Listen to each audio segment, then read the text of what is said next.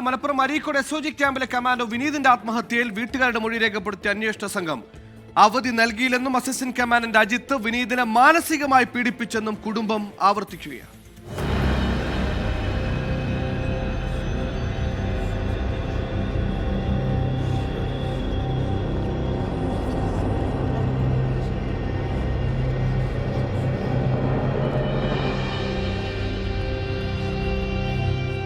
Case അന്വേഷിക്കുന്ന Kondotty DYSP P സേതുവിന്റെ നേതൃത്വത്തിലുള്ള സംഘമാണ് വിനീതിന്റെ വയനാട് കോട്ടത്തറയിലെ വീട്ടിലെത്തി മൊഴിയെടുത്തത്.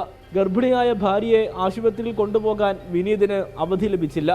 അസിസ്റ്റന്റ് കമാൻഡന്റ് അജിത്ത് വിനീതിനെ മാനസികമായി പീഡിപ്പിച്ചെന്നും കുടുംബം പോലീസിന് മൊഴി നൽകി. അജിത്തിനെതിരായ പരാമർശമുള്ള വിനീതിന്റെ വാട്സപ്പ് സന്ദേശത്തെക്കുറിച്ചും അന്വേഷണ സംഘം ചോദിച്ചറിഞ്ഞു. മൊഴി രേഖപ്പെടുത്തൽ 9 മണിക്കൂറോളം നീണ്ടു. വിനീതിന്റെ ആത്മഹത്യയിൽ പ്രതിഷേധവുമായി കേരള പോലീസ് അസോസിയേഷൻ രംഗത്തെത്തി.